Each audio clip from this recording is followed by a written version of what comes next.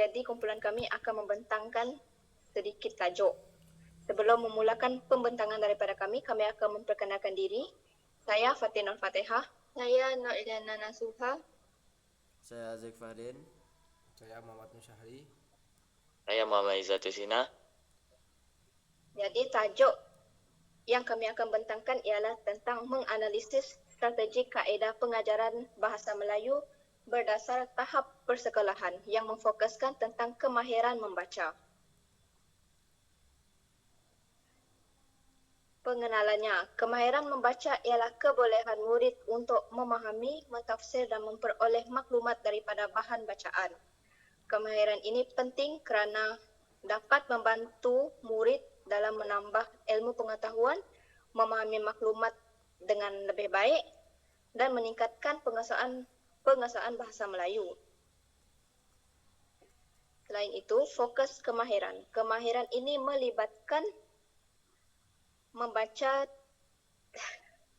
Selain itu, fokus utama kemahiran ini ialah memastikan murid dapat membaca dengan lancar, memahami isi kandungan teks, mengenal pasti idea utama serta membuat rumusan berdasarkan bahan yang dibaca. Kemahiran-kemahiran ini membantu murid berfikir secara kritis dan meningkatkan kefahaman mereka terhadap teks. Seterusnya iaitu isu masalah murid. Terdapat beberapa masalah yang sering dihadapi oleh murid. Antaranya, mereka kurang minat dalam membaca bahan bahasa Melayu kerana menganggap bahan bacaan kurang menarik. Murid juga menghadapi kesukaran memahami isi teks, terutama jika terdapat perkataan yang sukar. Di samping itu, penggunaan kaedah pengajaran tradisional boleh menyebabkan murid cepat bosan dan kurang aktif semasa sesi pengajaran dan pembelajaran.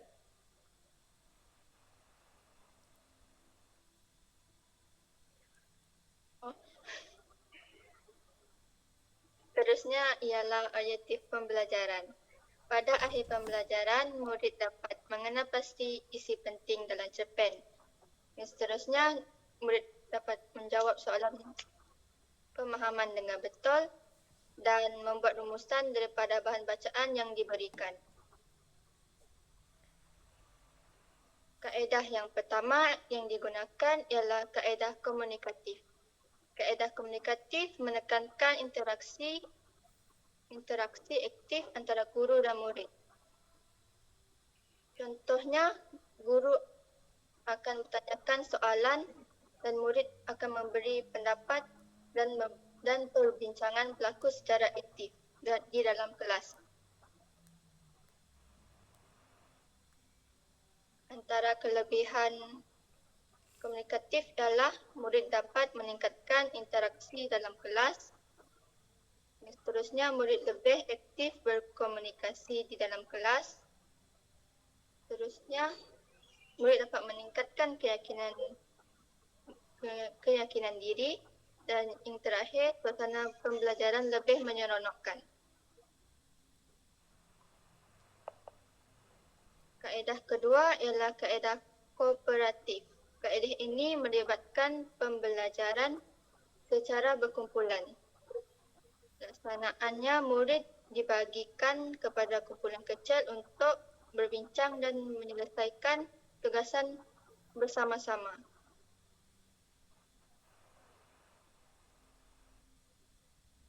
Next. Kelebihan kaedah kedua ialah dapat menggalakkan kerjasama antara murid. Yang kedua, meningkatkan komunikasi antara murid. Ketiga, membantu murid lemah melalui rakan sebaya. Dan yang terakhir, menjadikan pembelajaran lebih aktif. Hal ini dapat memupuk semangat kerjasama dalam kalangan murid dan memudahkan murid lemah memahami isi pelajaran semasa PDP berakhir. Aktiviti PDP yang dibina ialah, contohnya nama aktiviti yang dibuat, Jom Faham Cerpen. Aktiviti ini membantu murid memahami isi cerpen melalui bacaan dan perbincangan kumpulan. Hal ini dapat meningkatkan keyakinan diri murid semasa berkongsi pendapat dan membantu murid belajar secara kolaboratif bersama rakan sebaya. Seterusnya ialah langkah aktiviti yang pertama ialah guru mengedarkan teks cerpen. Yang kedua, guru menerangkan arahan aktiviti. Yang ketiga, murid membaca teks secara individual. Ini dapat mengurangkan kebergantungan murid kepada guru semata-mata dan menggalakkan penglibatan semua murid dalam aktiviti PDP. Langkah aktiviti kedua ialah murid berbincang dalam kumpulan dan mengenal pasti isi penting. Dan yang terakhir, menjawab soalan berdasarkan teks. Ini dapat meningkatkan kemahiran sosial murid melalui perbincangan kumpulan. Okey, seterusnya ialah langkah aktiviti 3. Yang pertama ialah wakil kumpulan membentangkan jawapan. Maksud daripada ayat ini ialah apabila guru membuat sesuatu aktiviti secara berkumpulan, wakil kumpulan akan membentangkan jawapan mereka yang dibuat dalam berkumpulan di hadapan. Okey, yang kedua, guru memberikan maklum balas. Okey, maksudnya guru memberikan maklum balas selepas kelas atau selepas murid membentangkan jawapan. Okey, yang terakhir ialah guru membuat rumusan pembelajaran pada akhir kelas. Seterusnya, bahan bantu mengajar BBM. Antara BBM yang digunakan ialah kad imbas, slide Canva, lembaran kerja, video pendek dan teks cerpen. Okey, seterusnya ialah teknologi yang digunakan seperti Google Meet, Kahoot, Canva, PowerPoint, YouTube. Okey, yang terakhir ialah pentaksiran. Pentaksiran dilakukan melalui soal jawab, kuis ringkas, lembaran kerja dan pemerhatian guru. Okey, seterusnya dalam aktiviti ini beberapa nilai murni dapat diterapkan kepada murid.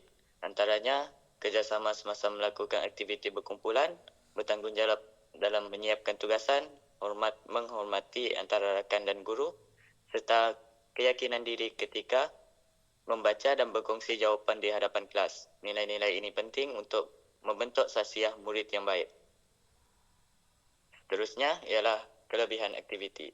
Antara kelebihan aktiviti ini ialah dapat menarik minat murid untuk membaca kerana aktiviti dijalankan secara menarik dan interaktif. Yang kedua ialah aktiviti ini juga mudah difahami oleh murid. Seterusnya, penglibatan murid dapat ditingkatkan kerana mereka aktif semasa PDP berlangsung. Yang terakhir ialah menjadikan pembelajaran lebih menyeronokkan dalam kelas.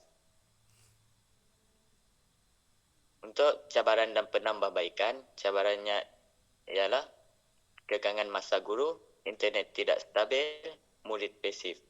Untuk penambahbaikan pula, gunakan bahan lebih kreatif, tambah aktiviti interaktif dan pengurusan masa yang lebih baik. Untuk kesimpulannya, penggunaan kaedah komunikatif dan kooperatif dalam kemahiran membaca dapat membantu meningkatkan pemahaman murid. Aktiviti yang menarik dapat menjadikan PDP Bahasa Melayu lebih berkesan. Itu sahaja dari kumpulan kami. Sekian, terima kasih.